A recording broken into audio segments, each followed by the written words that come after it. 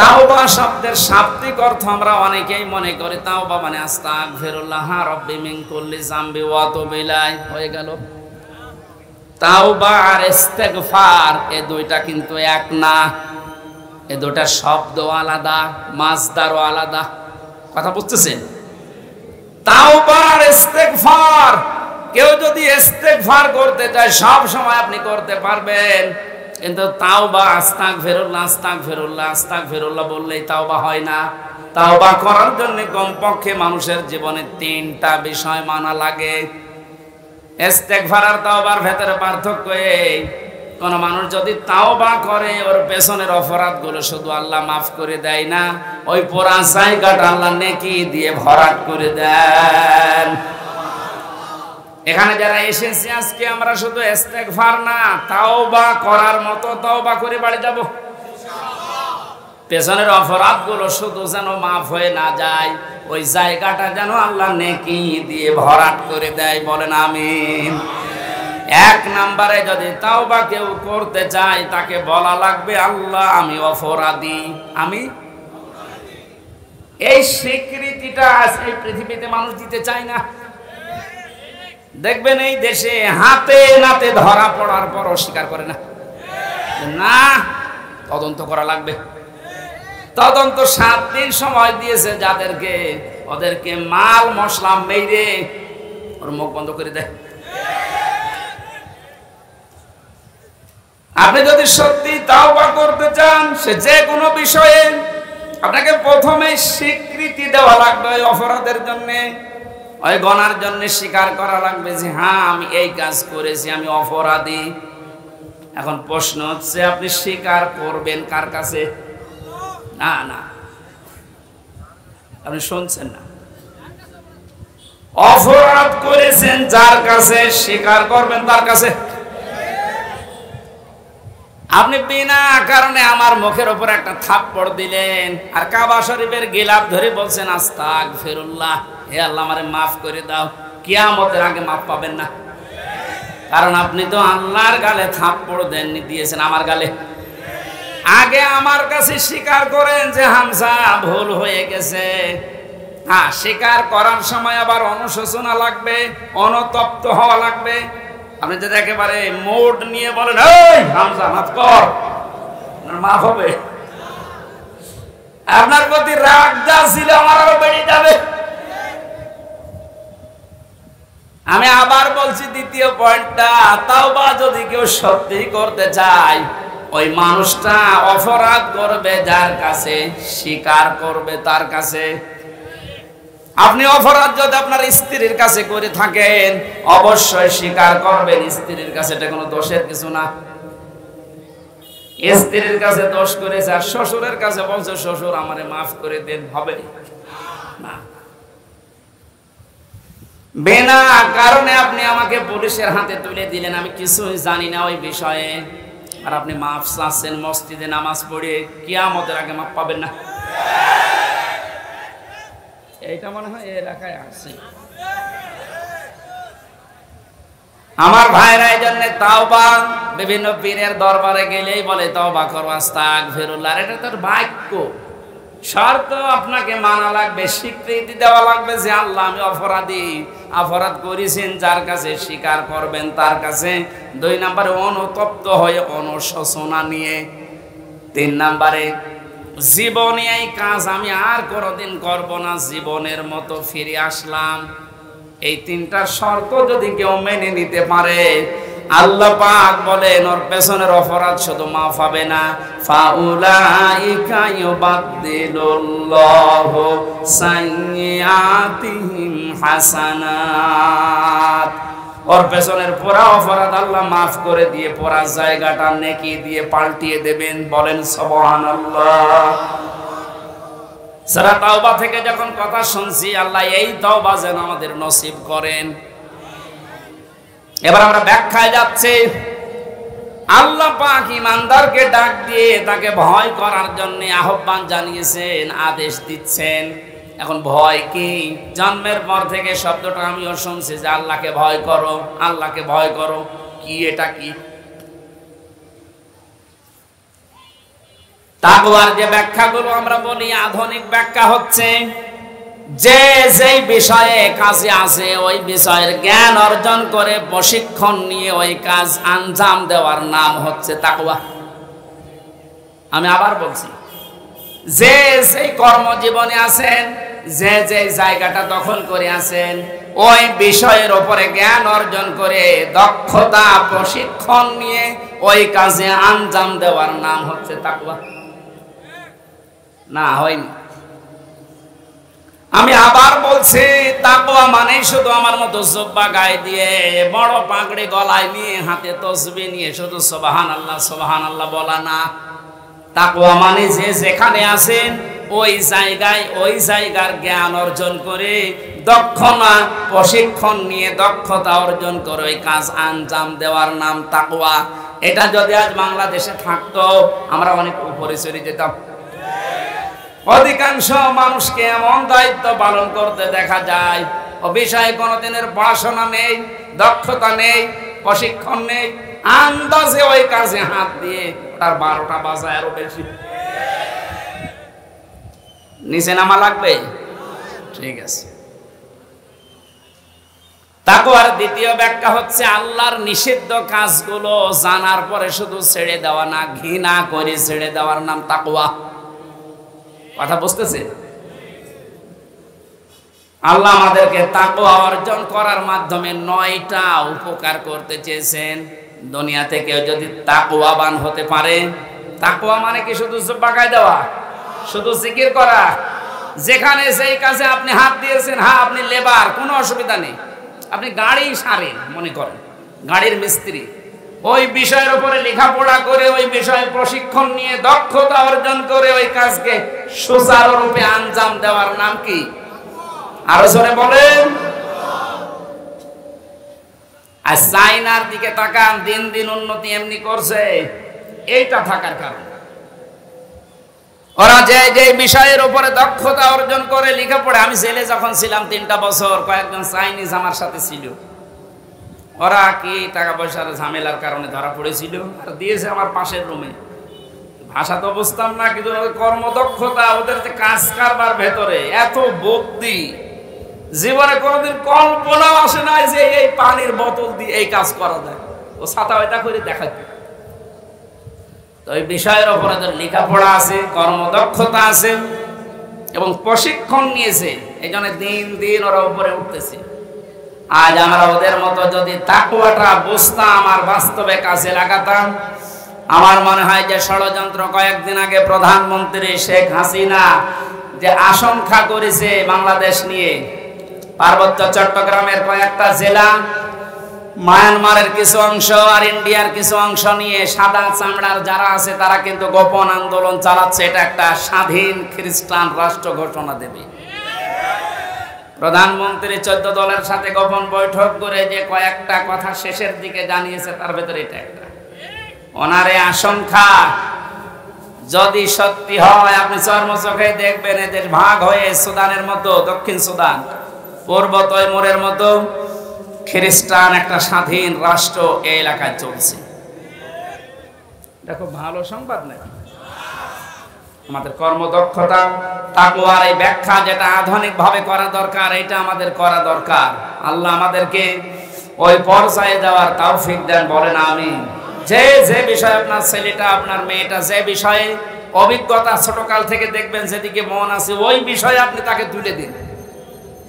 সবাইকে আলেম হওয়া লাগবে, সবাইকে ইঞ্জিনিয়ার হওয়া লাগবে না। যে যে বিষয়ের দিকে যেতে চায়, ধাবিত হতে চায়, ভালোবাসে, ওই বিষয়ে যেন জ্ঞান অর্জন করার জন্য রাস্তা পায়, তাকে ব্যবস্থা করে দেন। ও কর্মদক্ষতা অর্জন করে ও প্রশিক্ষণ নিয়ে ওই কাজকে সুচারুরূপে আঞ্জাম দিতে থাকলে দুনিয়া এবং আখেরাত দুইটাই আমাদের জন্য সফল হবে ইনশাআল্লাহ। আমি যে 9টা উপকারের কথা বলতে চাচ্ছিলাম, যেহেতু আর 10 কারেন্ট চলে গেল, আমি তো মনে করছিলাম এখনো 10 মিনিট থাকবে। জেনারেটর আছে? এই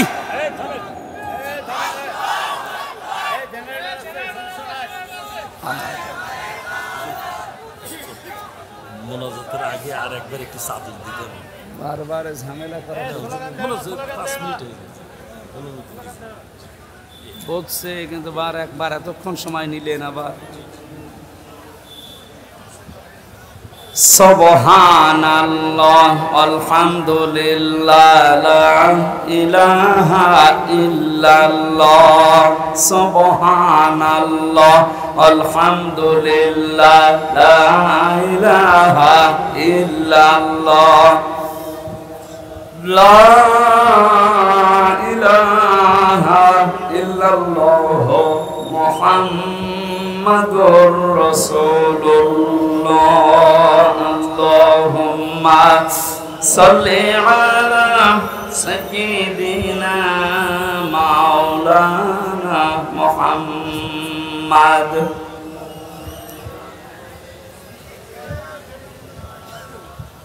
হাবিবানা মুহাম্মাদ। আমার ভাইরা, 9টা উপকারের ঘোষণা দিয়েছেন আল্লাহ। দুনিয়াতে কেউ যদি তাকওয়া অর্জন করতে পারে, 1 নম্বরে ওই লোকটা যদি বিপদে পড়ে, মহান আল্লাহ এমন জায়গা থেকে তাকে সাহায্য পাঠায় যার কল্পনা কোনোদিন তার হৃদয়ে আসে নাই। জোরে বলুন সুবহানাল্লাহ। এটা আজ দেখতে আমাদের বহু বাকি। এটা যারা দেখতে পেয়েছিলেন তাদের ঈমান আমি দেখেছি। এই মানুষগুলোর ঈমান পাথরের চাইতেও শক্ত ছিল। সত্যিই যারা তাকওয়া অর্জন করতে পেরেছে দুনিয়াতে, ওই মানুষগুলোর কাছে দুনিয়া আল্লাহ এমন তুচ্ছ বানিয়ে দিয়েছে, তামাম দুনিয়াটা একটা ডিমের চাইতেও তাদের কাছে কম দামি মনে হতো। যারা শরীক ফাঁকি দিয়েছেন, আপনার ইবাদত কবুল বন্ধ হয়ে গেছে, আগে ওইগুলো ফেরত দেবেন। আজকেই বাড়ি দিয়ে বনের সম্পদ আগে ফেরত দেবেন, তারপর আপনি নামাজ পড়া আরম্ভ করবেন। এখন যদি বলেন ও সাদা তো ফেরতও দিতে পারি না, নামাজও কবুল হয় না, ও নামাজই পড়বো না।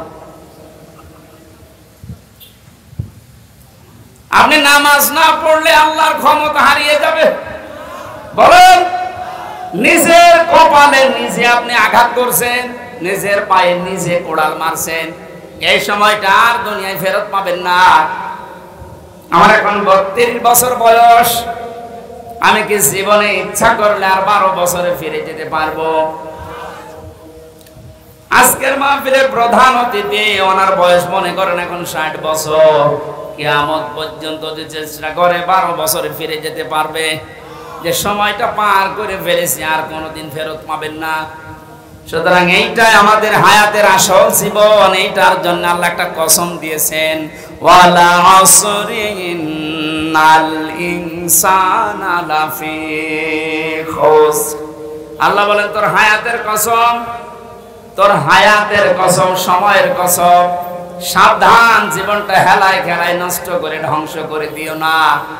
পেছনের দিকে তাকাও আর ভাবো, এই সময়টা যেহেতু আর ফেরত আসছে না, সামনে যতটুকু হায়াত আছে এটা আমার কাছে একটা নিয়ামত। এটা কি? ফামান সুহসিহা আনিন নার ওয়া উদখিলাল জান্নাতা ফাকাদ ফাজ ওমাল হায়াতুদ দুনিয়া ইল্লা মাতাউল গুরুর।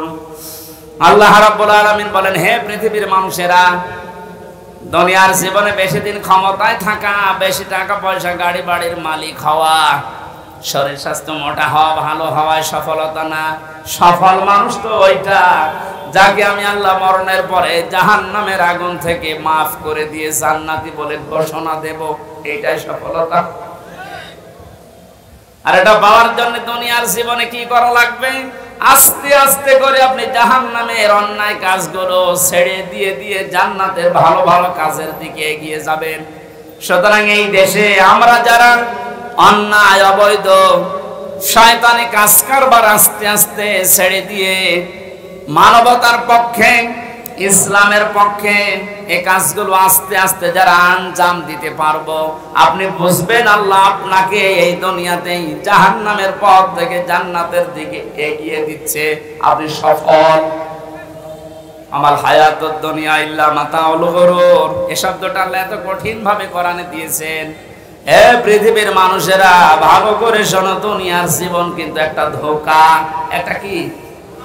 আপনার সন্তান আপনার জন্য ধোঁকা, স্ত্রী ধোঁকা, টাকা পয়সা, ক্ষমতা, প্রভাব, প্রতিপত্তি সবগুলো আল্লাহ বলেন ধোঁকা। বিশ্বাস যদি না হয়, মিথ্যায় চোখ বন্ধ করে দেখেন এগুলো কেমন ধোঁকা। আল্লাহ এই ধোঁকাটা এখনই আমাকে বোঝার তৌফিক দিন। ও বগুড়াবাসী, এটা যত তাড়াতাড়ি বুঝতে পারবেন তত তাড়াতাড়ি আপনার কল্যাণ হবে। আপনি যদি এখনই বোঝেন যে হ্যাঁ এগুলো আসলে ধোঁকা, আপনার অন্যায় অবৈধ কাজের ভাগ দুনিয়ায় কেউ নেবে না, অথচ অবৈধ কাজ করে যা কামাই করবেন ওগুলো ভাগ নেওয়ার জন্য হাজারো মানুষ বসে আছে।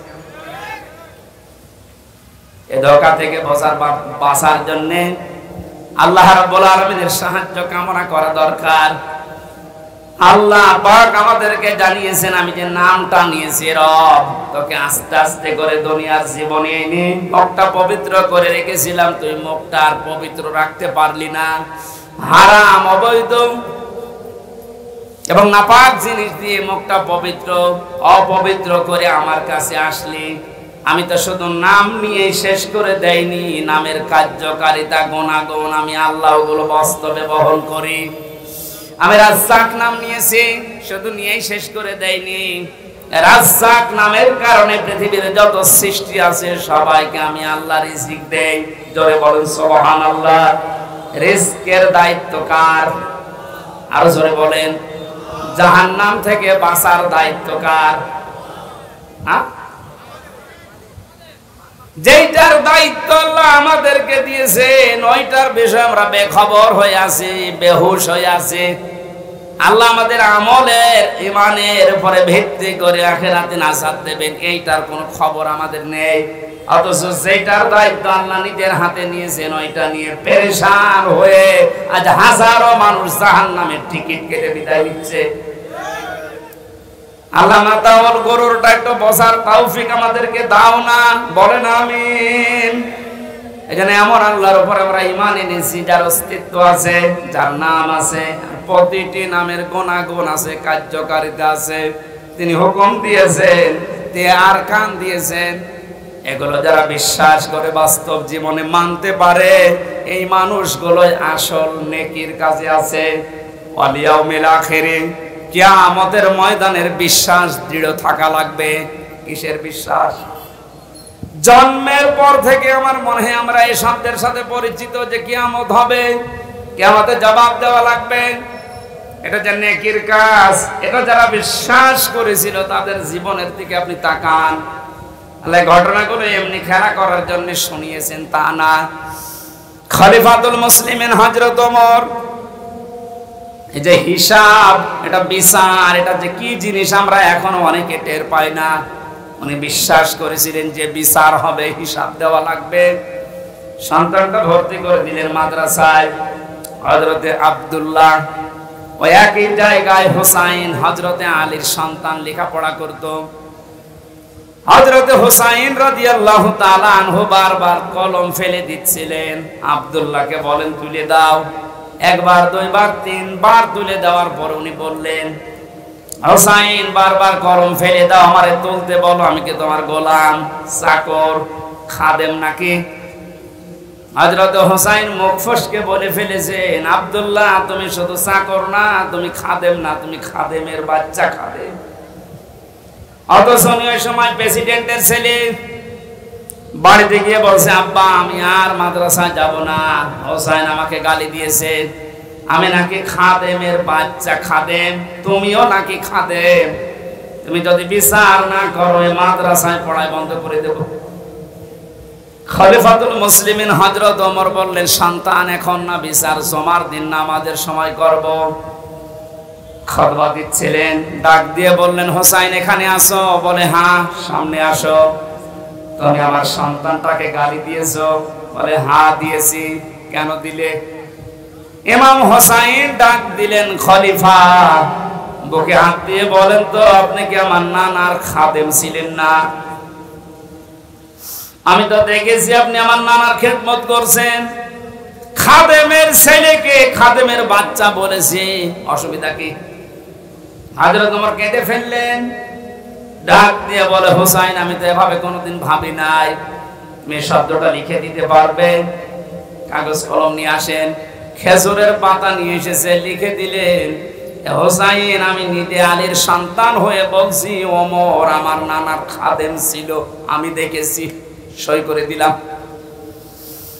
হযরতে ওমর রাদিয়াল্লাহু তাআলা আনহু কাগজটা হাতে নিয়ে জমা খেলেন, সাহাবীদেরকে বললেন, নবীর সাহাবীরা বিচার হয়ে গেছে। হযরত আব্দুল্লাহ তো ছোট মানুষ, বলে, আব্বা তুমি তো বিচার শুরুই করলে না, কি করে হয়ে গেল? হযরত ওমর বলে, সন্তান যে বিচার করেছে দুনিয়া না, মরণের পর কাছে লাগবে। ইযা জাআ নাসরুল্লাহি ওয়াল ফাত, হয়েছে হয়। এখানে সোয়াদ আছে, নাসর মানে সাহায্য, আর নুন সিন র নাসর মানে ঈগল পাখি। আপনি যদি মুখটা গোল করে শুদ্ধ করে উচ্চারণ না করেন, অর্থ আকাশ পাতাল পাল্টিয়ে যাবে। আল্লাহ পাক বলেন, ইযা জাআ নাসরুল্লাহি ওয়াল ফাত, হে নবী আল্লাহর সাহায্য যখন আসবে আপনি তখন বিজয় দেখতে পাবেন। যদি মুখটা গোল না করে সিন দিয়ে উচ্চারণ করেন, অর্থ হয়ে যাচ্ছে, হে নবী যখন শকুন আসবে, ঈগল পাখি আসবে, তখন আপনি বিজয় পাবেন। হয়েছে? এখানে শুধু কোরআন শরীফ না, দুনিয়ার যে কোনো বিষয় কেউ যদি পড়তে চায়, এর হক আদায় করে সঠিকভাবে, চারটা বিষয় তাকে মানা লাগবে। এক নম্বরে ওটা পড়া লাগবে শুদ্ধ করে। কি করে? এটা তো আমি বানালাম নাকি? কোরআনে কারীম জানিয়েছে, ওয়ারাত্তিলিল কোরআন তারতিলা, হে নবী আপনি কোরআন পড়বেন শুদ্ধ করে, স্পষ্টভাবে, থিমে থিমে। মানে প্রধান অতিথি সহ যারা এখানে আছেন, নবীর এই হাদিসের প্রথম অংশটা আমরা একটু মিলাই আমাদের জীবনে। নবী যে জানিয়েছেন, যে ব্যক্তি কোরআন পড়ে, আপনি তো বলছেন আমি কোরআন পড়ি, তাহলে এটা শুদ্ধ করে পড়া লাগবে আপনাকে। আমি আল কোরআন রিসার্চ ফাউন্ডেশনের সদস্য ছিলাম এক সময়। আমি দেখেছি এই দেশের জরিপে 100 জনের 95 জন আল্লাহর কোরআন শরীফ শুদ্ধ করে পড়তে পারে না। এই রিপোর্ট কি খুব ভালো রিপোর্ট না? এই জন্য আহ্বান জানাচ্ছি, অন্য ধর্মের লোক এখানে যেহেতু নেই, আমরা সব মুসলিম দাবি করছি, আমাদের জীবনের 1 নাম্বার টার্গেট বানানো লাগবে আল্লাহর এই কোরআন আমরা শুদ্ধ করে পড়ব। 2 নাম্বারের মর্ম মানে বুঝতে হবে। কেন?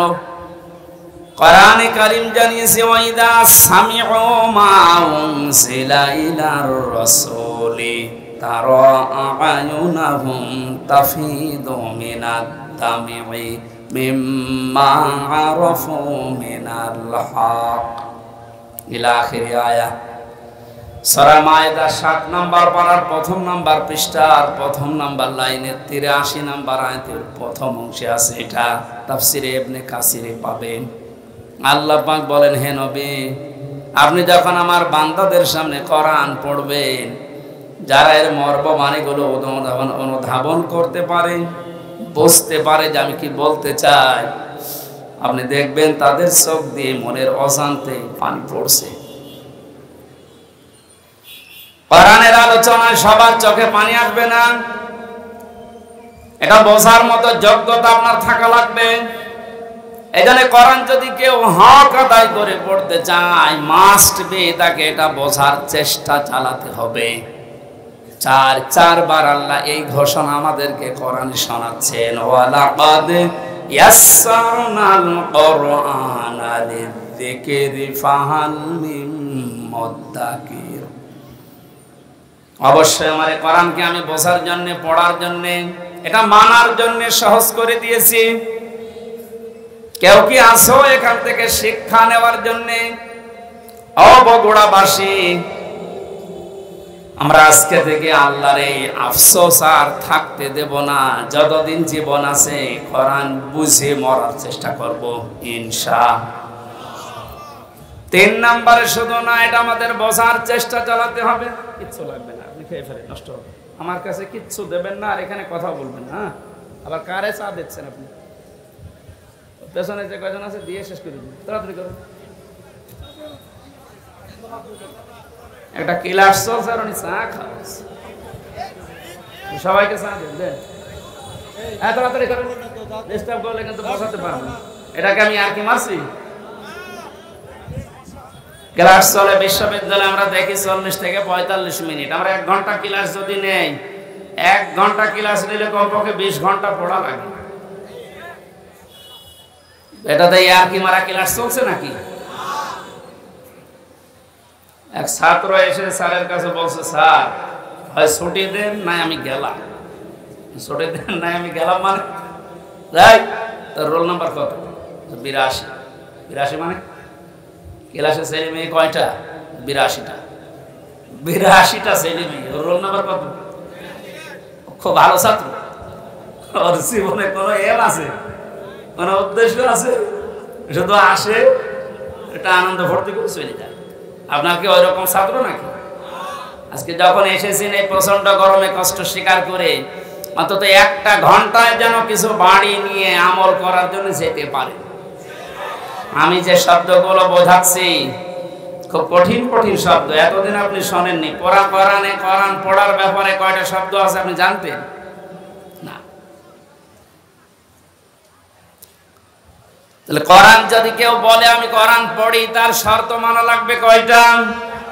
1 নম্বরে শুদ্ধ করে, 2 নম্বরে বুঝতে হবে, 3 নম্বরে যে বুঝবে ওই বিষয়ের উপরে তার বাস্তব জীবনে আমল করা লাগবে। এটাই ঝামেলা। আমরা জানি না এখানে এমন কেউ নেই যে টাকা ছেড়ে রাখে। যারা টাকা আসে সুদের, এই টাকা নেওয়া হারাম, এ জানে নাকি? হিন্দুও জানে, কথা বলেন কেন? এটা জানার পরও আমাদের আমল আছে। বলে এই যে 1 বিঘা জমি দেয়, 1 লক্ষ টাকা নেয়, 8-10 বছর এটা চাষ করে খায়, যখন ফেরত দেয় তখন 1 লক্ষ টাকায় ফেরত দেওয়া লাগে। এই সিস্টেম আছে না দেশে? এই নাম কি? এগ্রিমেন্ট। না না, এটা জায়েজ না। জায়েজ আছে খাই খালাসিটা, যেটা আপনি 1 বিঘা জমি দেবেন, 10,000 টাকা নিয়ে নেবেন, ওই খেয়ে দিয়ে 100,000 টাকা ফেরত দেওয়া লাগবে। এই সিস্টেম আছে? আছে কিন্তু কম। এখন জানে যে এটা লস হবে, এটার ভেতরে আমি নেই। আরাম বেশি নাকি? ছোট্ট একটা কথা কয়েক সেকেন্ডের ভেতরে বলছি। ওমান আরাদা আন যিকরি ফাইন্না লাহু মাঈশাতান দনকা। কোরআনে কারীমের সূরা তাহার 124 নম্বর আয়াতের প্রথম অংশে আছে, আল্লাহ পাক বলেন, আমার নিয়ম নীতি বাদ দিয়ে, আমার কোরআনের বিধান বাদ দিয়ে যদি কেউ উপায় করে, টাকা পয়সা আসবে, চর্ম চোখে দেখবে, বহু কিছুর মালিক হচ্ছে, কিন্তু ওর জীবনের এই আয় উন্নতিতে আমি কোনো বরকত রাখবো না। তাফসীরে কাবীরের ভেতরে দঙ্কার ব্যাখ্যা লিখেছে 7টা। এখানে আলেম আছে না? দঙ্কার 1 না বেশি? ও, একটা জরিপ পেয়েছিলাম, এই দেশের 100 জনের 15 জন মানুষ শুধু মন থেকে চায় যে কোরআনে কারিমে দেশে ফাস্তা জাহারাহু, এটা বিজয় হোক, আর বাকি 100 জনের 85 জন শুধু টানা নানায় আছে। দ্বিতীয় পয়েন্টটা হচ্ছে না। 3 নম্বরে কি ছিল? ফাহাল্লা হালালাহু ওয়া হারামা হারামাহু। যে ব্যক্তি কোরআনকে যেই সমাজে, যেই দেশে কোরআন বিজয় নেই, ওখানে হালালকে হালাল জানার পরও আপনি মানতে পারবেন না। এক কথা বলছেন এখানে। হারামকে হারাম জানার পরও আপনি ছেড়ে দিতে পারবেন না। নাকি এই জায়গাগুলো দেশে নেই?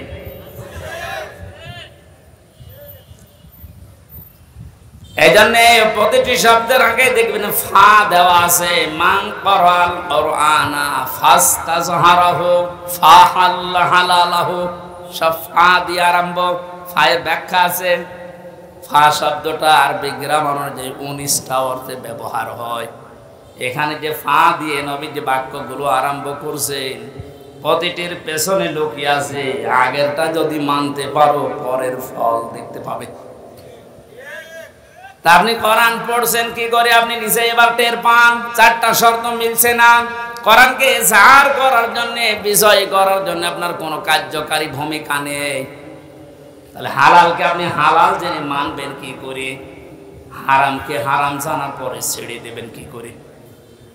আদখালাহুল্লাহুল জান্নাত পরে, এর পরের শব্দে পেয়েছি ওয়াশাফাআহু ফি আশারাতিন মিন আহলি বাইতিহি কুল্লুহুম ক্বাদ ওয়াজাবাত লাহুন নার। বিশ্বনবী বলেন সত্যি যদি আল্লাহ রাব্বুল আলামিনের হারামকে হারাম জানার পরে তুমি ছেড়ে দিতে পারো, হালালকে হালাল জেনে আঁকড়িয়ে ধরতে পারো, আল্লাহ তোমাকে শুধু জান্নাতে দেবে না, তোমার সুপারিশে পরিবারের 10 জন মানুষকে জান্নাতে দিয়ে দেবে। যাদের উপরে জাহান্নাম অবধারিত হয়ে গিয়েছিল, তাহলে যে কোরআন শুনতে এসেছে আপনি বুঝলেন এর মর্যাদা কোথায়। আল্লাহ পাকে হাদিসটা আমাদের প্র্যাকটিক্যাল লাইফে সেট করার তৌফিক দেন, বলেন আমিন। দরুদ আর সালাম পড়ছে আমাদের নবী মুহাম্মদুর রাসূলুল্লাহ সাল্লাল্লাহু আলাইহি ওয়াসাল্লামের প্রতি। মহান আল্লাহ তার যে সমস্ত নাম আছে এই নামগুলো দুনিয়াতে কয়েকটা নবীর নামের শেষে দিয়েছেন। তার ভেতরে আমাদের নবীকে আল্লাহ দিয়েছেন রাউফুর রহিম, খুলুকিন আযীম। ইব্রাহিম নবী আলাইহিস সালামকে ইসমাইল নবীকে দিয়েছিলেন গোলামিন হালিম, আমার সহনশীল বান্দা। ইসহাক নবীকে ডাক দিয়েছিলেন গোলামিন আলিম, আমার জ্ঞানী বান্দা। আর মুহাম্মদুর রাসূলুল্লাহকে দিয়েছেন খুলুকিন আযীম, আমার মহান বান্দা। এত বড় চরিত্র আমার নবী মুহাম্মদুর রাসূলুল্লাহকে আমি দিয়েছি, কিয়ামত পর্যন্ত মানুষ শুধু অনুসরণ করে যাবে, এর কুল কিনারা খুঁজে পাবে না, বলেন সুবহানাল্লাহ। সেই নবীর আদর্শ আজ আমাদের সামনে পড়ে আছে। জন্ম থেকে মৃত্যু পর্যন্ত তাকে বাদ দিয়ে আপনি কাকে আদর্শ মেনে চলেন? আপনার বিবেককে প্রশ্ন করেন। আল্লাহর ঘোষণা দেওয়া একটা আদর্শ আছে দুনিয়ায়, কয়টা? বলেন বলেন। আল্লাহ নিজে ঘোষণা দিয়েছেন যে এই আদর্শটা মেনে চলো। ইয়াসিন ওয়াল কুরআনিল হাকিম। ইয়া মানে হে, সিন মানে সাজ্জেদ। আল্লাহ পাক জানাতে চেয়েছেন হে নেতা, দুনিয়াতে আল্লাহর ঘোষণা দেওয়া নেতা আদর্শ মাত্র একটা, তার নাম মুহাম্মদুর রাসূলুল্লাহ। আল্লাহ রাব্বুল আলামিন পুরা কোরআনে নবীকে 7টা নামে বিশেষভাবে ডাক দিয়েছেন। তার ভেতরে ইয়াসিন, তাহা, মুহাম্মদ, আহমদ, আব্দুন, মুজাম্মিল, মুদাসসির। বগুড়াবাসী বিবেক যদি থাকে আজকে কাজে লাগাবেন। আল্লাহর ঘোষণা দেওয়া নেতা আদর্শ যার নাম তিনি জানিয়েছেন মুহাম্মদুর রাসূলুল্লাহ, সেটা বাদ দিয়ে যদি পৃথিবীর কাউকে আপনি অনুসরণ করেন, অনুকরণ করে চলেন, আপনি মরতে দেরি, জাহান্নামে যেতে দেরি হবে না। এইটা আমি মানালাম না, এটা আমি মানিস। ইমাম বুখারী রাহমাতুল্লাহ আলাইহি বুখারী শরীফ লেখার আগে একটা কিতাব লিখেছেন আল আদাবুল মুফরাদ। এখানে একটা হাদিস তিনি এনেছেন, 6 প্রকার মানুষকে আল্লাহ বিনা বিচারে, বিনা হিসাবে, কোনো হিসাবও নেবে না, বিচারও করবে না, মরণের পরে তাদেরকে আল্লাহ জাহান্নামে পাঠিয়ে দেবে। তার 3 নাম্বারেই তারা দুনিয়াতে যাদের আদর্শ মুহাম্মদ রাসূলুল্লাহ ছিল না। এই হাদিসটা কোরআনের সূরা ইয়াসিনের ইয়াসিন, এদের ব্যাখ্যা তাফসীর পড়ার পরে আমার বড় ভয় হচ্ছে। এ পৃথিবীতে হাজারো মানুষ মুহাম্মদ রাসূলুল্লাহর আদর্শ না মানার কারণে জাহান্নামে যাচ্ছে। আল্লাহ তুমি আমাদেরকে বাঁচাও, বলেন আমিন। আমি এটা বলে আপনার ক্ষতি করে ফেললাম? হ্যাঁ, আপনি তো ধরা খাবেন। চোখ বন্ধ হওয়ার পরে আপনি এখনই ধরা খাবেন। নবীজির একটা কথা 100 ভাগের 1 ভাগও মিথ্যা নেই। যাদের আদর্শ এখনো ঠিক হয়নি, মুহাম্মদুর রাসূলুল্লাহ বাদ দিয়ে অন্য কাউকে যারা মেনে চলছেন, এখনই তওবা করে পরিবর্তন হবে, নয়তো আপনার কোনো হিসাব নেই, বিচার নেই। আপনি মরে গেলেই বিনা হিসাবে বিনা বিচারে জাহান্নামী। আল্লাহ তুমি আমাকে সহ যারা আমরা এসেছি এটা বুঝে মানার তৌফিক এখনই দান করো। আরো জোরে বলেন। কোরআনে কারিমের 6666 আয়াতের মাত্র একটা আয়াত পড়েছি, সূরা তাওবা 119 নাম্বার আয়াত। আমরা তেলাওয়াতকৃত আয়াত তাফসীর আকারে কথা বলবো ইনশাআল্লাহ। আল্লাহ যেন তৌফিক দেন। আউযু বিল্লাহি মিনাশ শাইতানির রাজীম। বিসমিল্লাহির রহমানির রহিম।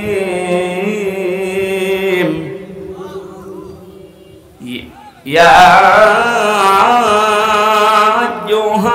আইয়ুহাল্লাযীনা আমানুত্তাকুল্লাহা ওয়া কুনু মা'আস সাদিকিন। আল্লাহর ঘোষণা, ওহে ঈমানদারেরা। আল্লাহ কোন বেঈমানকে ডাক দিয়েছেন এখানে? তাহলে যদি কোনো বেঈমান থাকেন আপনি চলে যান, কারণ এই আয়াত আপনার জন্য না, আপনার জন্য আলাদা আয়াত আছে। বেঈমানের জন্য আল্লাহর ডাক ছিল ইয়া আইয়ুহাল্লাযীনা কাফারু, হে কাফেরেরা, হে বেঈমানেরা। এখানে কোন কাফের আছে? আমরা সব ঈমানদার। আমরা কি? এখন আমার ভেতরে ঈমান আছে কিনা এটা পরীক্ষা করার থার্মোমিটার আছে। সাহাবী প্রশ্ন করলেন, হে নবী আমার ভেতরে ঈমান আছে কিনা আমি কিভাবে বুঝতে পারবো, কিভাবে টের পাবো? আমি তো নামাজ আদায় করি, রোজা রাখি, কাবা শরীফ তাওয়াফ করি। আল্লাহর নবী বলেন, যত দুইটা কাজ তোমার ভেতরে দেখতে পাও, ইজা সাররাতকা হাসানাতুকা ওয়া সাআতুকা সাজ্জিয়াতুকা। যখন কোনো ভালো কাজ, সমাজ উন্নয়নমূলক কাজ, আল্লাহর পক্ষের, রাসূলের পক্ষের, দ্বীনের পক্ষের কোনো কাজ হয়, ওইটা দেখে যখন তোমার ভালো লাগে, আনন্দ লাগে, আর যখন তোমার অন্যায় কাজ দেখলে কষ্ট লাগে, তখন বুঝবে তোমার ঈমান আছে। ও বগুড়াবাসী, হাদিসটা সামনে রেখে বলেন তো, বাংলাদেশে ভালো কাজ সবার কাছে ভালো লাগে?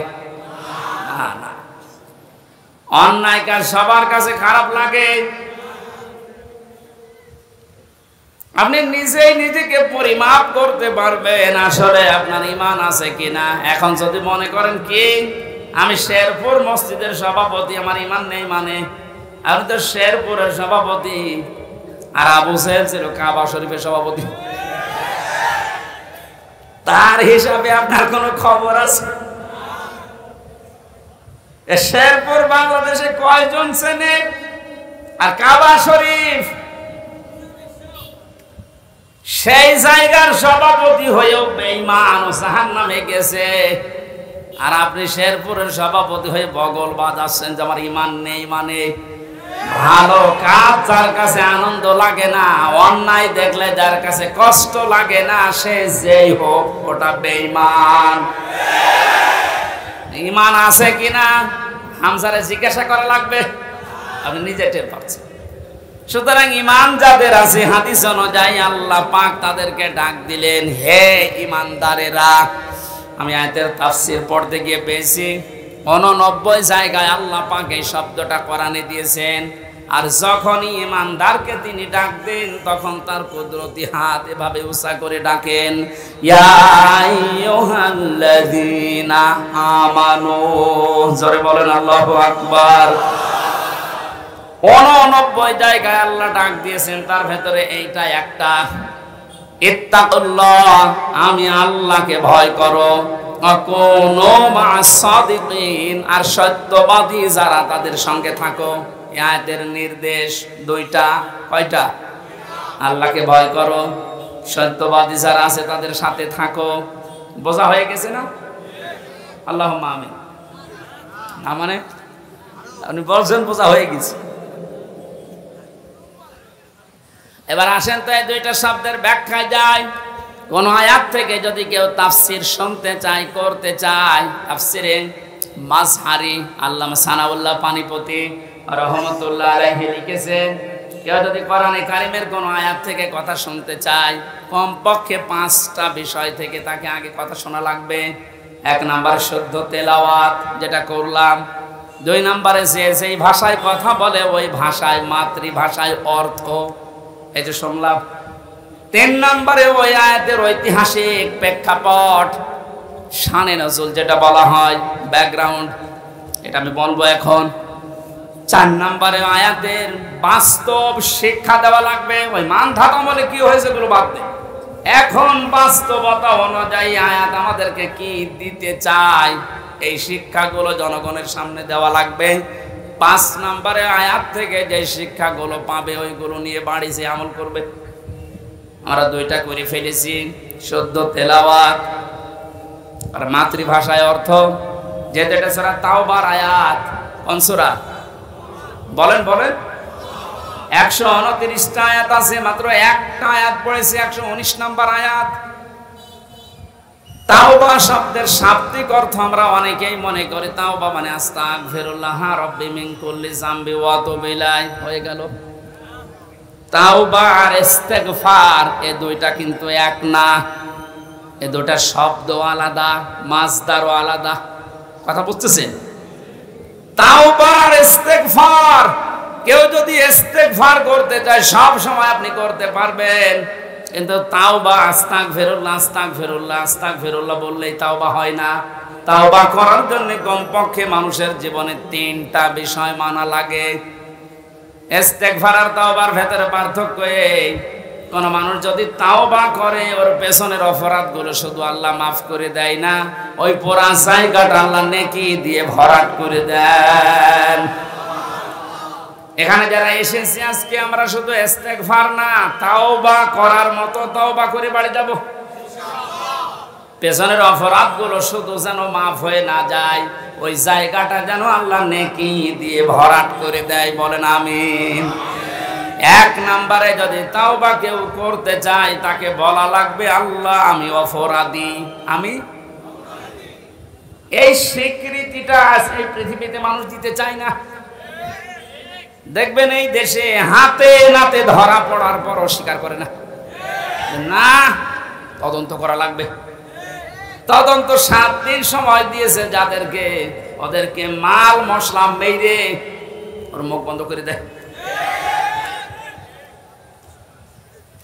আপনি যদি সত্যি তাওবা করতে চান সে যে কোনো বিষয়ে, আপনাকে প্রথমে স্বীকৃতি দেওয়া লাগবে ওই অপরাধের জন্য, ওই গুনার জন্য স্বীকার করা লাগবে যে হ্যাঁ আমি এই কাজ করেছি, আমি অপরাধী। এখন প্রশ্ন হচ্ছে আপনি স্বীকার করবেন কার কাছে? না না, আপনি শুনছেন না। অপরাধ করেছেন যার কাছে, স্বীকার করবেন তার কাছে। আপনি বিনা কারণে আমার মুখের উপর একটা থাপ্পড় দিলেন আর কাবা শরীফের গিলাফ ধরে বলছেন আস্তাগফিরুল্লাহ, হে আল্লাহ আমারে মাফ করে দাও, কিয়ামতের আগে মাফ পাবেন না। কারণ আপনি তো আল্লাহর গালে থাপ্পড় দেননি, দিয়েছেন আমার গালে। আগে আমার কাছে স্বীকার করেন যে হামজা ভুল হয়ে গেছে। হ্যাঁ, স্বীকার করার সময় আবার অনুশোচনা লাগবে, অনুতপ্ত হওয়া লাগবে। আপনি যদি একেবারে মোড নিয়ে বলেন এই হামজা মাফ কর, মাফ হবে? আপনার প্রতি রাগ যা ছিল আমার আরো বেড়ে যাবে। আমি আবার বলছি দ্বিতীয় পয়েন্টটা, তাওবা যদি কেউ সত্যি করতে চায় ওই মানুষটা অপরাধ করবে যার কাছে, স্বীকার করবে তার কাছে। আপনি অপরাধ যদি আপনার স্ত্রীর কাছে করে থাকেন অবশ্যই স্বীকার করবেন স্ত্রীর কাছে, এটা কোনো দোষের কিছু না। স্ত্রীর কাছে দোষ করেছে আর শ্বশুরের কাছে বলছে শ্বশুর আমারে মাফ করে দেন, হবে না। বিনা কারণে আপনি আমাকে পুলিশের হাতে তুলে দিলেন, আমি কিছুই জানি না ওই বিষয়ে, আর আপনি মাফ চাচ্ছেন মসজিদে নামাজ পড়ে, কিয়ামতের আগে মাফ পাবেন না। এইটা মনে হয় এলাকায় আছে। আমার ভাইরা এই জন্য তাওবা বিভিন্ন পীরের দরবারে গেলেই বলে তওবা করো, আস্তাগফিরুল্লাহ। এটা তোর বাক্য, শর্ত আপনাকে মানা লাগবে, স্বীকৃতি দেওয়া লাগবে যে আল্লাহ আমি অপরাধী, অপরাধ করেছেন, যার কাছে স্বীকার করবেন তার কাছে। 2 নম্বরে অনুতপ্ত হয়ে অনুশোচনা নিয়ে। 3 নম্বরে জীবনে এই কাজ আমি আর কোনোদিন করব না, জীবনের মতো ফিরে আসলাম। এই 3টা শর্ত যদি কেউ মেনে নিতে পারে, আল্লাহ পাক বলেন ওর পেছনের অপরাধ শুধু মাফ হবে না, ফাউলাইকা ইউবাদদিলুল্লাহু সাইয়্যাতিহিম হাসানাত। ওর পেছনের পুরা অপরাধ আল্লাহ মাফ করে দিয়ে পুরা জায়গাটা নেকি দিয়ে পাল্টিয়ে দেবেন। বলেন সুবহানাল্লাহ। সূরা তাওবা থেকে যখন কথা শুনছি, আল্লাহ এই তওবা যেন আমাদের নসিব করেন। এবার আমরা ব্যাখ্যায় যাচ্ছি। আল্লাহ পাক ইমানদারকে ডাক দিয়ে তাকে ভয় করার জন্য আহ্বান জানিয়েছেন, আদেশ দিচ্ছেন। এখন ভয় কি? জন্মের পর থেকে শব্দটা আমিও শুনছি যে আল্লাহকে ভয় করো, আল্লাহকে ভয় করো। কি এটা কি? তাকওয়ার যে ব্যাখ্যাগুলো আমরা বলি, আধুনিক ব্যাখ্যা হচ্ছে যে যেই বিষয়ে কাজে আছে ওই বিষয়ের জ্ঞান অর্জন করে প্রশিক্ষণ নিয়ে ওই কাজ আঞ্জাম দেওয়ার নাম হচ্ছে তাকওয়া। আমি আবার বলছি, যে সেই কর্মজীবনে আছেন, যে যে জায়গাটা দখল করে আছেন, ওই বিষয়ের উপরে জ্ঞান অর্জন করে দক্ষতা প্রশিক্ষণ নিয়ে ওই কাজে আঞ্জাম দেওয়ার নাম হচ্ছে তাকওয়া। না হয়নি? আমি আবার বলছি, তাকওয়া মানে শুধু আমার মতো জুব্বা গায়ে দিয়ে, বড় পাগড়ি গলায় নিয়ে, হাতে তসবিহ নিয়ে শুধু সুবহানাল্লাহ সুবহানাল্লাহ বলা না। তাকওয়া মানে যে যেখানে আছেন ওই জায়গায় ওই জায়গার জ্ঞান অর্জন করে, দক্ষতা প্রশিক্ষণ নিয়ে দক্ষতা অর্জন করে ওই কাজ আঞ্জাম দেওয়ার নাম তাকওয়া। এটা যদি আজ বাংলাদেশে থাকতো, আমরা অনেক উপরে চলে যেতাম। অধিকাংশ মানুষকে এমন দায়িত্ব পালন করতে দেখা যায়, ও বিষয়ে কোনোদিনের পড়াশোনা নেই, দক্ষতা নেই, প্রশিক্ষণ নেই, আন্দাজে ওই কাজে হাত দিয়ে তার 12টা বাজায় আরো বেশি। নিচে নামা লাগবে? ঠিক আছে। তাকওয়ার দ্বিতীয় ব্যাখ্যা হচ্ছে আল্লাহর নিষিদ্ধ কাজগুলো জানার পরে শুধু ছেড়ে দেওয়া না, ঘৃণা করে ছেড়ে দেওয়ার নাম তাকওয়া। কথা বুঝতেছে? আল্লাহ আমাদেরকে তাকওয়া অর্জন করার মাধ্যমে 9টা উপকার করতে চেয়েছেন। দুনিয়া থেকে যদি তাকওয়াবান হতে পারে, তাকওয়া মানে কি শুধু বাগায় দেওয়া, শুধু জিকির করা? যেখানে সেই কাজে আপনি হাত দিয়েছেন, হ্যাঁ আপনি লেবার, কোনো অসুবিধা নেই, আপনি গাড়ি সারেন, মনে করেন গাড়ির মিস্ত্রি, ওই বিষয়ের উপরে লেখাপড়া করে, ওই বিষয়ে প্রশিক্ষণ নিয়ে দক্ষতা অর্জন করে ওই কাজকে সুচারুরূপে আঞ্জাম দেওয়ার নাম কি? আরো জোরে বলেন। আর চাইনার দিকে তাকান, দিন দিন উন্নতি এমনি করছে, এইটা থাকার কারণে। ওরা যে যে বিষয়ের উপরে দক্ষতা অর্জন করে লেখাপড়া, আমি জেলে যখন ছিলাম 3টা বছর, কয়েকজন চাইনিজ আমার সাথে ছিল। ওরা কি টাকা পয়সার ঝামেলার কারণে ধরা পড়েছিল আর দিয়েছে আমার পাশের রুমে। ভাষা তো বুঝতাম না, কিন্তু কর্মদক্ষতা, ওদের যে কাজ কারবার ভেতরে এত বুদ্ধি, জীবনে কোনোদিন কল্পনাও আসে না যে এই পানির বোতল দিয়ে এই কাজ করা যায়। ও ছাতা ওইটা করে দেখাচ্ছে। তো এই বিষয়ের উপরে লেখাপড়া আছে, কর্মদক্ষতা আছে এবং প্রশিক্ষণ নিয়েছে, এই জন্য দিন দিন ওরা উপরে উঠতেছে। আজ আমরা ওদের মতো যদি তাকওয়াটা বুঝতাম আর বাস্তবে কাজে লাগাতাম, আমার মনে হয় যে ষড়যন্ত্র কয়েকদিন আগে প্রধানমন্ত্রী শেখ হাসিনা যে আশঙ্কা করেছে বাংলাদেশ নিয়ে, পার্বত্য চট্টগ্রামের কয়েকটা জেলা, মায়ানমারের কিছু অংশ আর ইন্ডিয়ার কিছু অংশ নিয়ে সাদা চামড়ার যারা আছে তারা কিন্তু গোপন আন্দোলন চালাচ্ছে। এটা একটা স্বাধীন খ্রিস্টান রাষ্ট্র ঘোষণা দেবে। প্রধানমন্ত্রী 14 দলের সাথে গোপন বৈঠক করে যে কয়েকটা কথা শেষের দিকে জানিয়েছে, তার ভেতরে এটা একটা। ওনারে আশঙ্কা যদি সত্যি হয়, আপনি চর্মচোখে দেখবেন এদের ভাগ হয়ে সুদানের মতো, দক্ষিণ সুদান, পূর্ব তৈমুরের মতো খ্রিস্টান একটা স্বাধীন রাষ্ট্র এই এলাকায় চলছে। এটা খুব ভালো সংবাদ নাকি? আমাদের কর্মদক্ষতা তাকওয়ার এই ব্যাখ্যা যেটা আধুনিক ভাবে করা দরকার, এটা আমাদের করা দরকার। আল্লাহ আমাদেরকে ওই পর্যায়ে যাওয়ার তৌফিক দেন, বলেন আমিন। যে বিষয়ে আপনার ছেলেটা আপনার মেয়েটা যে বিষয়ে অভিজ্ঞতা ছোটকাল থেকে দেখবেন যেদিকে মন আছে ওই বিষয়ে আপনি তাকে তুলে দিন। সবাইকে আলেম হওয়া লাগবে, সবাইকে ইঞ্জিনিয়ার হওয়া লাগবে না। যে বিষয়ের দিকে যেতে চায়, ধাবিত হতে চায়, ভালোবাসে, ওই বিষয়ে যেন জ্ঞান অর্জন করার জন্য রাস্তা পায়, তাকে ব্যবস্থা করে দেন। ও কর্মদক্ষতা অর্জন করে ও প্রশিক্ষণ নিয়ে ওই কাজকে সুচারুরূপে আঞ্জাম দিতে থাকলে দুনিয়া এবং আখেরাত দুইটাই আমাদের জন্য সফল হবে ইনশাআল্লাহ। আমি যে 9টা উপকারের কথা বলতে চাচ্ছিলাম, যেহেতু আর 10 যা কারেন্ট চলে গেল, আমি তো মনে করছিলাম এখনো 10 মিনিট থাকবে। জেনারেটর আছে? এই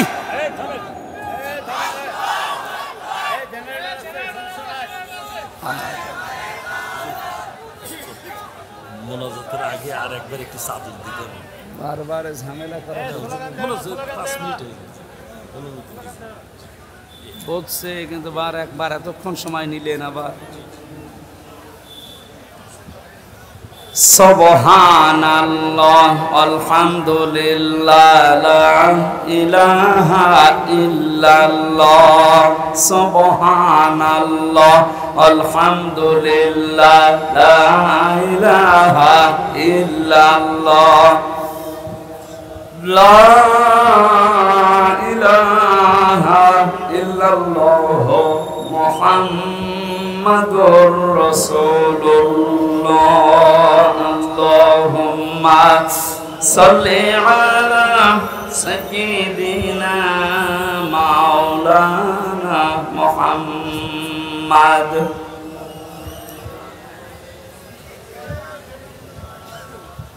হাবিবানা মুহাম্মাদ।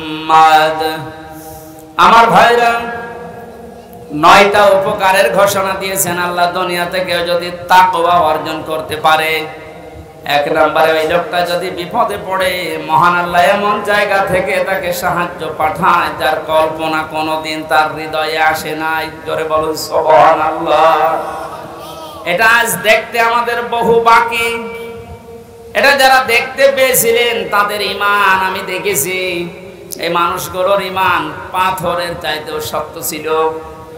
সত্যিই যারা তাকওয়া অর্জন করতে পেরেছে দুনিয়াতে, ওই মানুষগুলোর কাছে দুনিয়া আল্লাহ এমন তুচ্ছ বানিয়ে দিয়েছে, তামাম দুনিয়াটা একটা ডিমের চাইতেও তাদের কাছে কম দামি মনে হতো। আমরা আসলে তাকওয়া অর্জন করে আল্লাহর এই 9টা যে উপকারের কথা, সাহায্যের কথা, এটা পাচ্ছি না, কারণ আমাদের তাকওয়া নেই।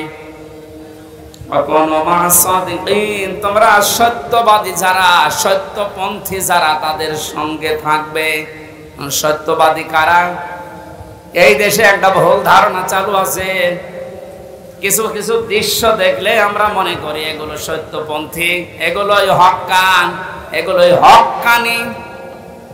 অনেকে নিজেকে দাবিও করছে যে আমরা হক্কানি দরবারের লোক। কোরআনে কারিমে সূরা তাওবার 119 নম্বর আয়াতের শেষের অংশের ব্যাখ্যা আল্লাহ দুনিয়ায় কারো কাছে ছেড়ে দেয়নি যে 2 বেলা জিকির করলে সেই লোকটা সত্যবাদী, 5 ওয়াক্ত নামাজ পড়লে সেই লোকটা সত্যবাদী, বছরে একবার হজ করে আসলে সেই লোকটা সত্যবাদী না।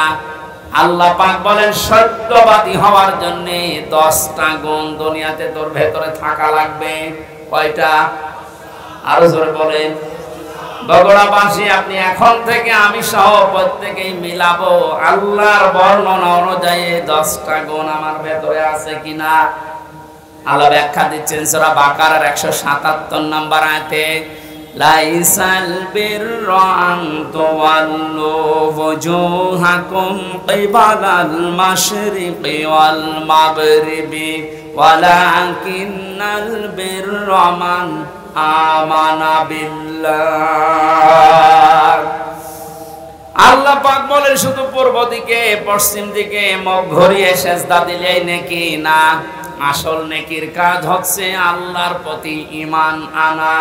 কার প্রতি?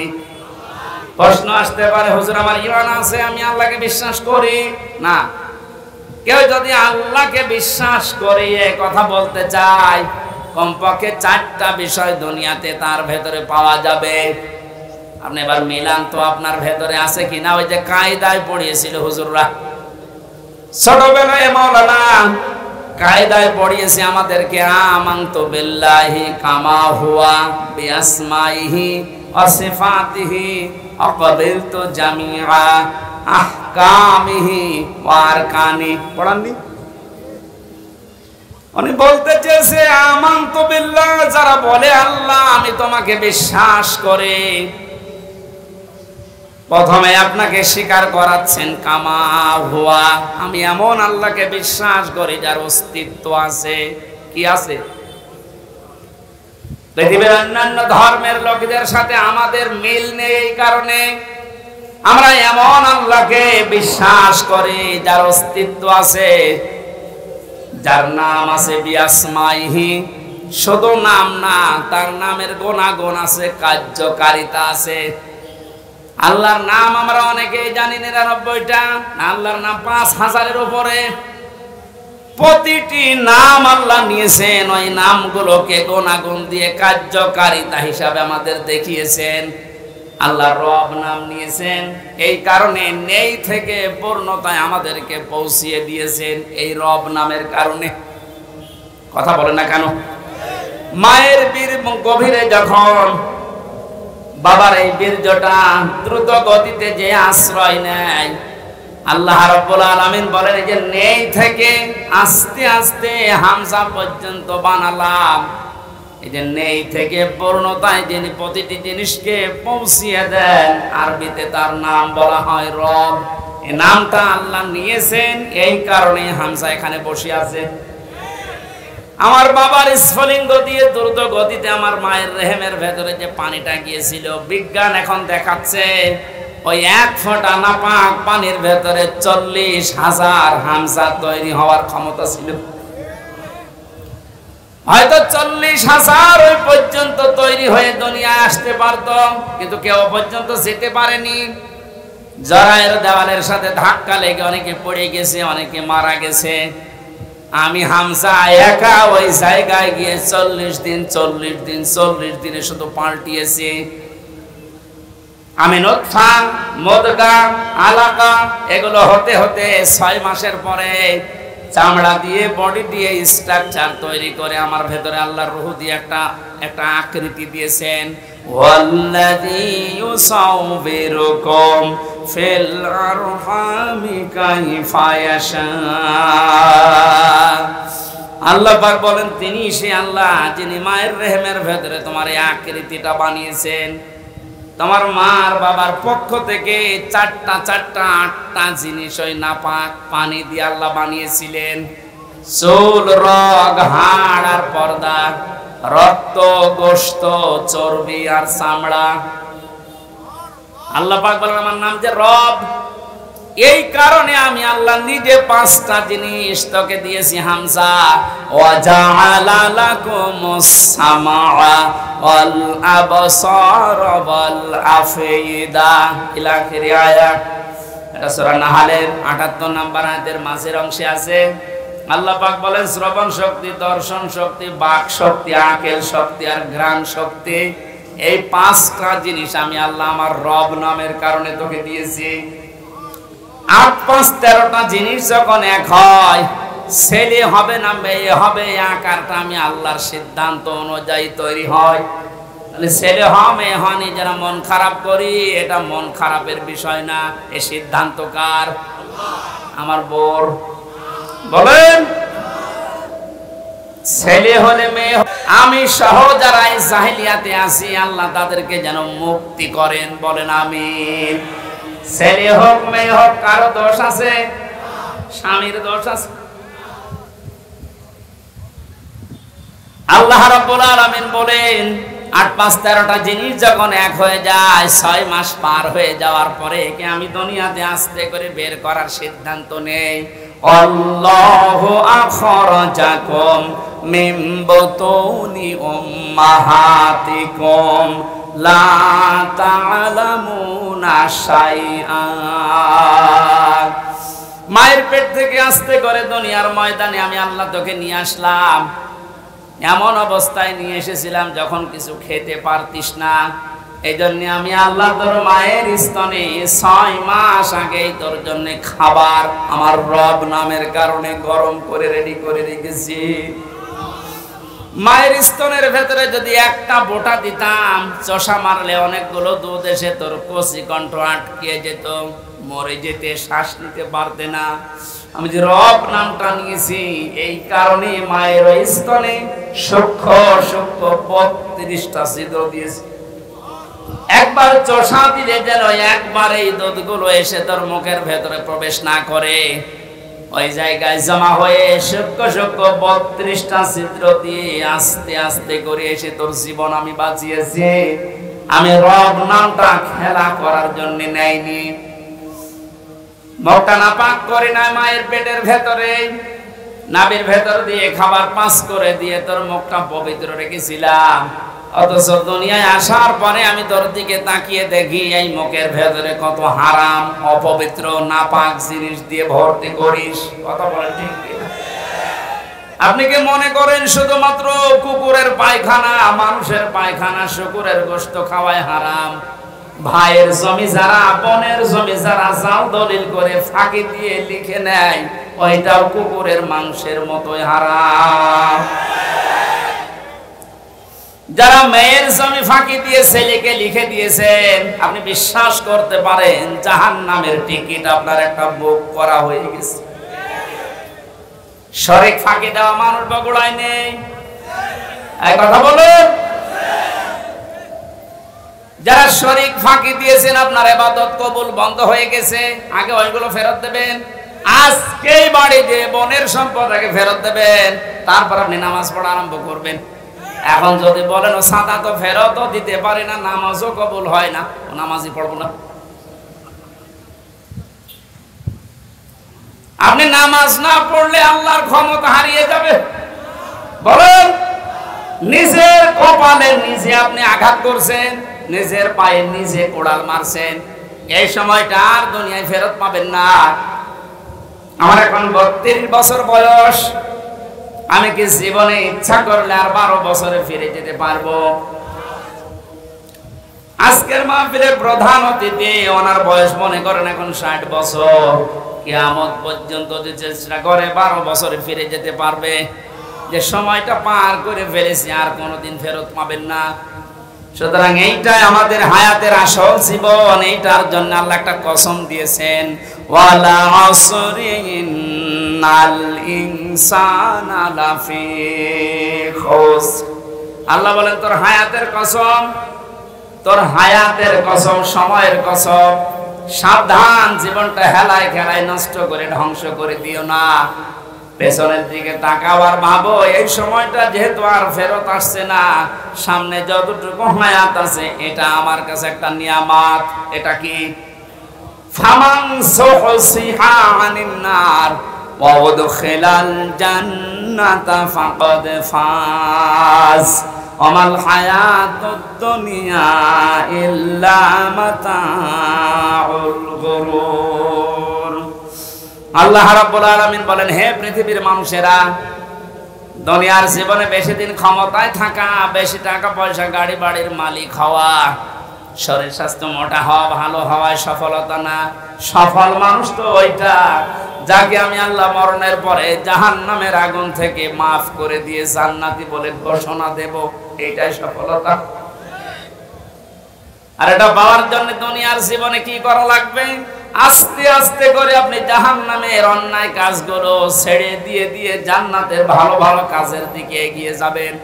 সুতরাং এই দেশে আমরা যারা অন্যায়, অবৈধ, শয়তানি কাজ কারবার আস্তে আস্তে ছেড়ে দিয়ে মানবতার পক্ষে, ইসলামের পক্ষে এই কাজগুলো আস্তে আস্তে যারা আঞ্জাম দিতে পারবো, আপনি বুঝবেন আল্লাহ আপনাকে এই দুনিয়াতেই জাহান্নামের পথ থেকে জান্নাতের দিকে এগিয়ে দিচ্ছে।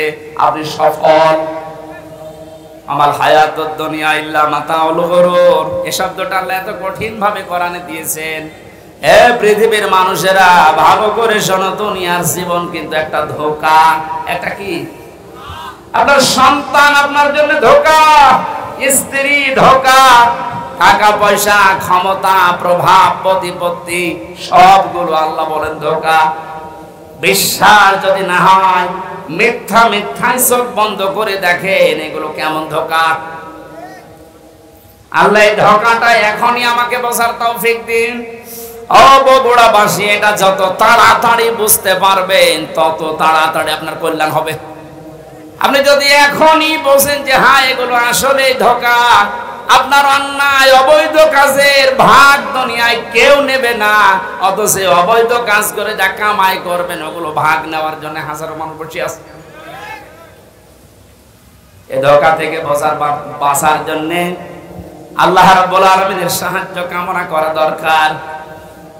আল্লাহ পাক আমাদেরকে জানিয়েছেন, আমি যে নামটা নিয়েছি রব, তোকে আস্তে আস্তে করে দুনিয়ার জীবনে এনে মুখটা পবিত্র করে রেখেছিলাম, তুই মুখটা আর পবিত্র রাখতে পারলি না। হারাম, অবৈধ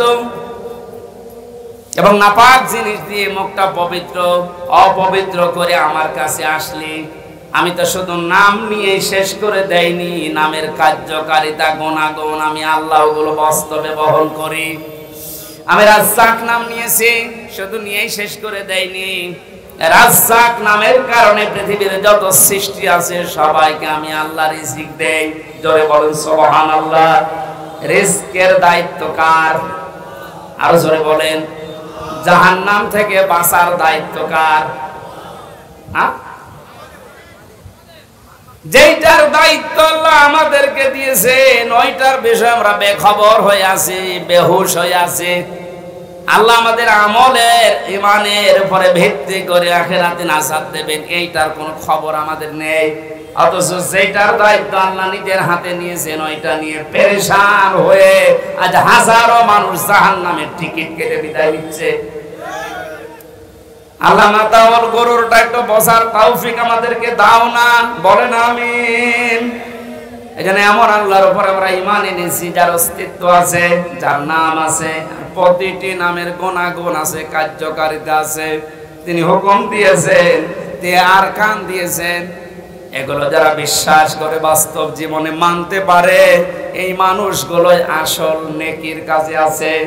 ওয়াল ইয়াউমিল আখিরে, কিয়ামতের ময়দানের বিশ্বাস দৃঢ় থাকা লাগবে। কিসের বিশ্বাস?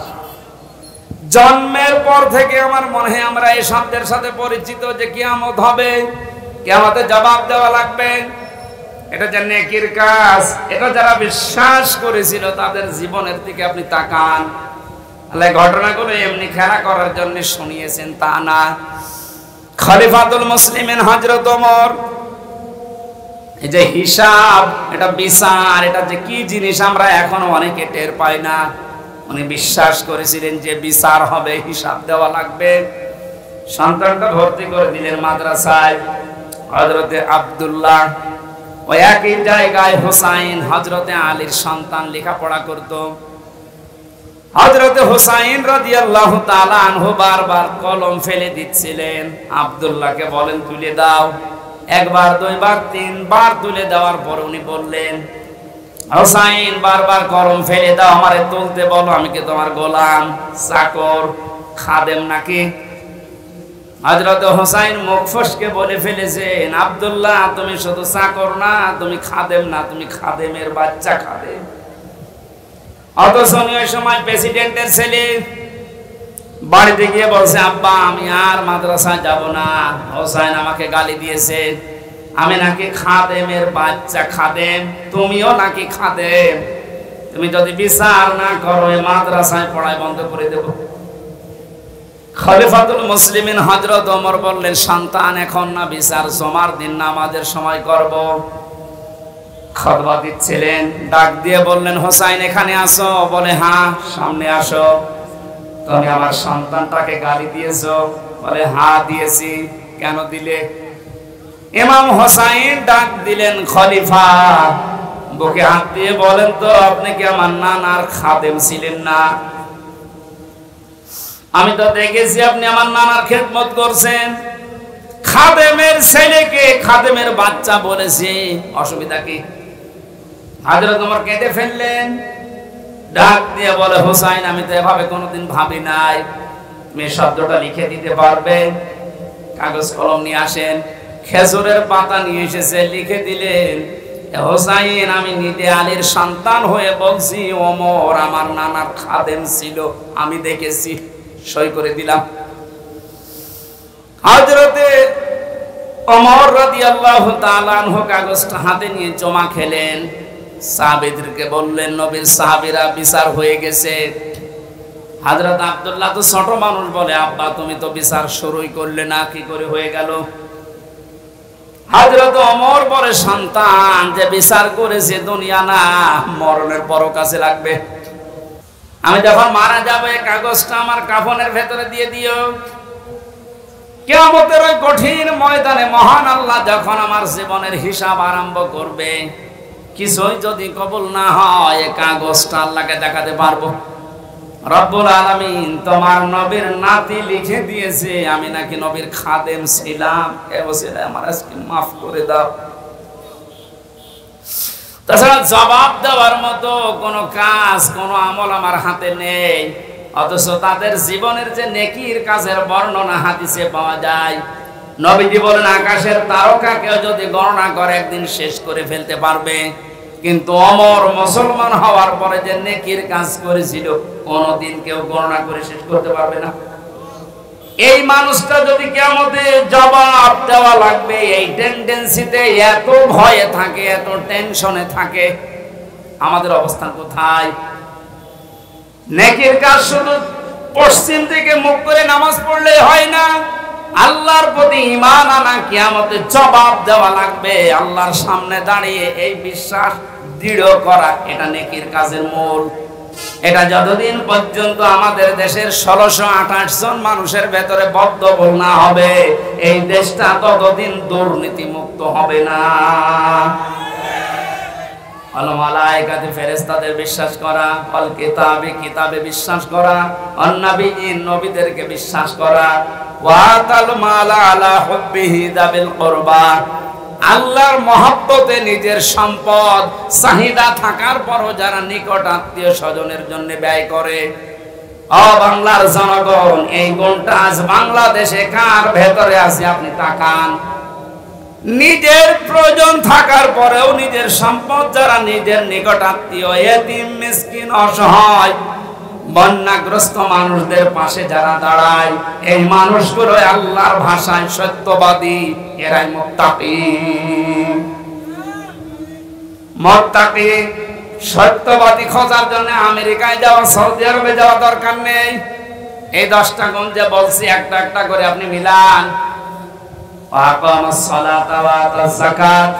দুনিয়ায় যারা নামাজ কায়েম করার জন্য চেষ্টা চালায়, সম্পদ থাকলে যারা যাকাত দিয়ে দেয়, যারা ধৈর্য ধারণ করে বিপদে আপদে মুসিবতে, দুনিয়ায় কোনো বিষয় যদি একবার ওয়াদা দিয়ে ফেলে, জীবন চলে গেলেও তারা ওয়াদা রক্ষা করে।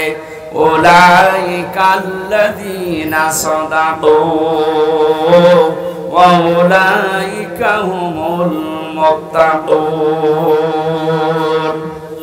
কোরআনে কারিমের সূরা বাকারার 177 নম্বর আয়াতের শেষে আল্লাহ জানিয়েছেন, এরাই ঈমানের দাবিতে সত্যবাদী, আর এরাই হচ্ছে আমি আল্লাহর নিকটে মুত্তাকি। জোরে বলেন সুবহানাল্লাহ। আল্লাহ কোরআনের এই আয়াতগুলো আমাদের জীবনে সেট করার তৌফিক দিন, বলেন আমিন। এই মাহফিলটা মাদ্রাসার উদ্যোগে, ওনাদের টাকা পয়সা কালেকশন হয়নি, যারা টাকা পয়সা এনেছিলেন দিতে পারেননি, এটা দয়া করে দিয়ে যান। ওনারা ঋণী হয়ে গেলে মাহফিল আর হবে না এখানে। ভলান্টিয়ারদের উনি ডাকতেছেন, যদি ভলান্টিয়ার থাকে, আমার আসলে গলায় তো পারছে না, ভাইকে দায়িত্ব দিলাম, একটু বলেন তো ভাই।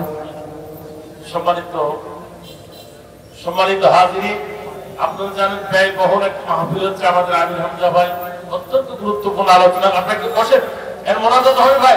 আমাদের ভলান্টিয়ার ভাইরা কাপড় নিয়ে যাচ্ছে, আপনারা বলছেন যাওয়ার সময় 10 টাকা করে দিয়ে যাবেন ইনশাআল্লাহ। যদি না দেন আগামীকাল সমস্যা হয়ে যাবে, এই জন্য অনুরোধ করতে উঠবেন না। মোনাজাতের আগে ভাই দোয়া করে দেবেন, আপনি যে যা পারেন ইনশাআল্লাহ দিয়ে যাবেন।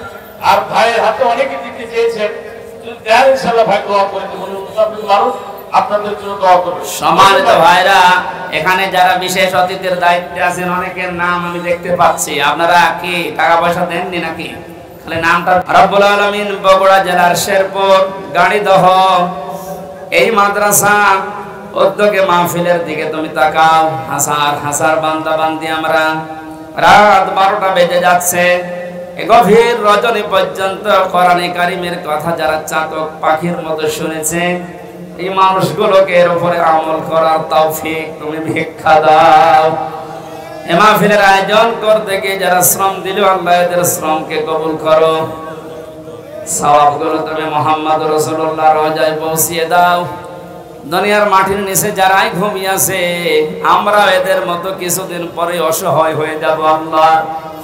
আমরা আজ তাদের জন্য মোনাজাতে দোয়া করছি, আগামী প্রজন্ম যারা আসবে তারাও যেন আমাদের জন্য এভাবে দোয়া করে। রব্বির হামহুমা কামা রব্বায়ানি সাগীরা।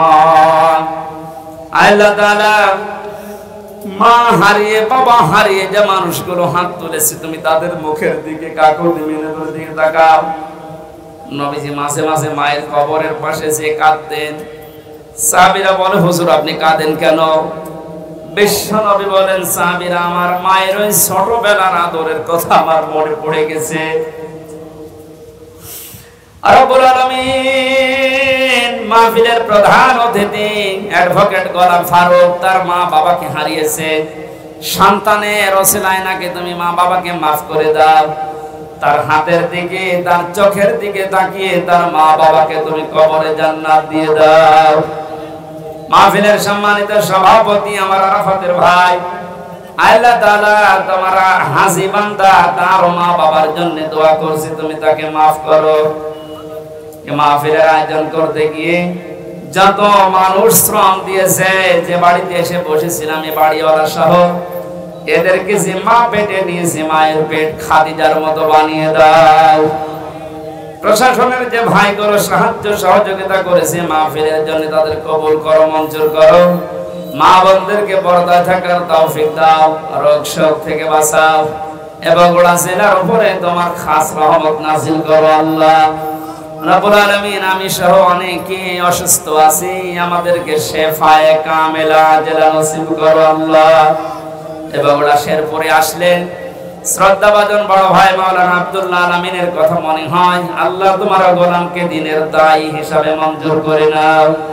মাওলানা রেজাউল করিম ফারুকী, আব্দুল বারী রশিদী ভাই সহ এ মাহফিল যার মাধ্যমে এসেছে, আল্লাহ তাআলা ফরিদুল হক ভাই সহ যত আলেম এখানে এসেছে, আলেমদেরকে আলেম হিসাবে কবুল করে নাও।